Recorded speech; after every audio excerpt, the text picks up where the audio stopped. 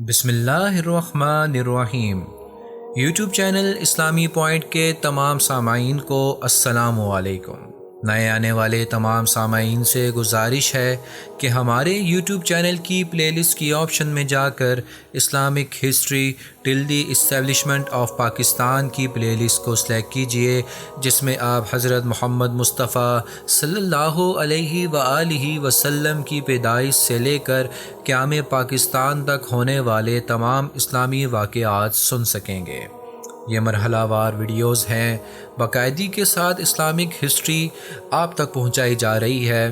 آپ تمام سننے والوں سے بھی گزارش ہے کہ ان ویڈیوز کو زیادہ سے زیادہ شیئر کیجئے تاکہ ہم اسلامی تاریخ کو صحیح طریقے سے جان سکیں۔ پچھلی ویڈیو میں ہم نے ترکستان، سمرقند، بخارا اور اسپین میں مسلمان حکمرانوں کی فتح کا تذکرہ کیا تھا، جس میں قیطبہ بن مسلم، طارق بن زیاد اور محمد بن قاسم کی شاندار کامیابیاں شامل ہیں۔ آج انہی موضوعات کو آگے بڑھاتے ہوئے مرحلہ وار اس سے اگلا واقعہ سنیں گے، جس میں حضرت عمر رحمۃ اللہ علیہ بن عبدالعزیز اور یزید بن عبد الملک کی حکومت کا واقعہ سنیں گے۔ حضرت عمر بن عبدالعزیز رحمۃ اللہ علیہ 099 ہجری 717 عیسوی میں خلیفہ بنے۔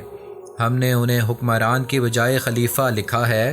اس کی وجہ یہ ہے کہ وہ اپنے خاندان کے پہلے حکمرانوں کے خلاف بالکل اسلامی طریقے کے مطابق چنے گئے تھے۔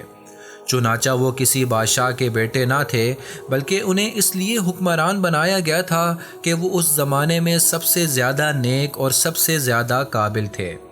اسلامی تاریخ میں خلیفہ رسول اللہ صلی اللہ علیہ وآلہ وسلم کے جانشین کو کہتے ہیں۔ حضرت ابو بکر صدیق رضی اللہ عنہ سے حضرت علی کلم اللہ وجہ تک خلافت ہی رہی۔ ان چاروں بزرگوں کو خلفائے راشدین اور ان کے زمانے کو خلافت راشدہ کہا جاتا ہے، لیکن ان کے بعد خلافت کو بادشاہت میں بدل دیا گیا تھا۔ حضرت عمر بن عبدالعزیز رحمۃ اللہ علیہ نے پھر خلافت قائم کی۔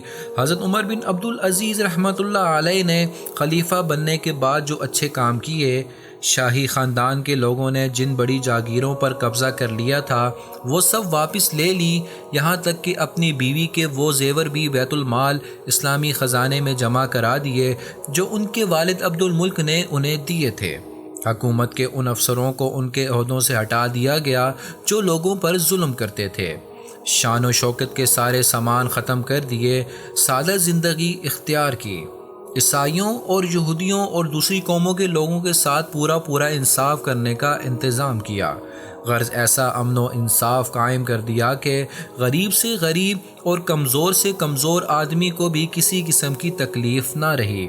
یہ سارے کام ایسے تھے کہ سب نے ان کی تعریف کی، لیکن خالص ان کے خاندان کے لوگ دشمن بن گئے اور آپ کے ایک خادم کو بہکا کر آپ رحمۃ اللہ علیہ کو زہر دلوا دیا گیا۔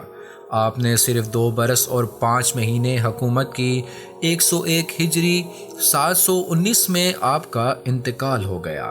حضرت عمر بن عبدالعزیز رحمۃ اللہ علیہ کی وفات کے بعد یزید بن عبد الملک حکومت کے تخت پر بیٹھا۔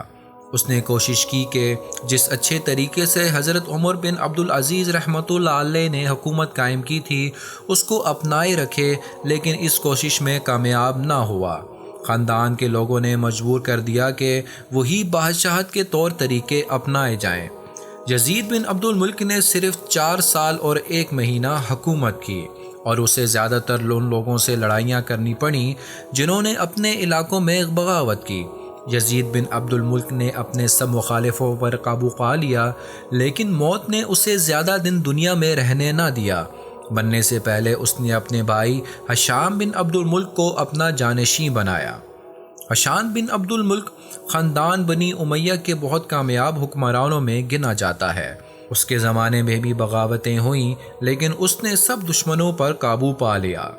اس کا کامیابی کے علاوہ ایک شاندار کارنامہ یہ انجام دیا کہ سندھ، اسپین اور دوسرے علاقوں میں فتوحات کا جو سلسلہ رک گیا تھا وہ پھر شروع کر دیا۔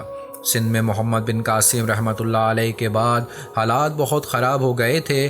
مقامی ہندوؤں نے سرکشی اختیار کی اور مسلمانوں کو بہت نقصان پہنچایا تھا۔ ہشام کے زمانے میں حالت بدل گئی اور مسلمانوں کا رعب پھر قائم ہو گیا۔ یہ تھی مسلمان حکمرانوں کی فتح کا قلیل سا تذکرہ۔ انشاءاللہ انہی موضوعات کو آگے بڑھاتے ہوئے ایک نئے موضوع کے ساتھ اگلی ویڈیو میں پھر حاضر ہوں گا۔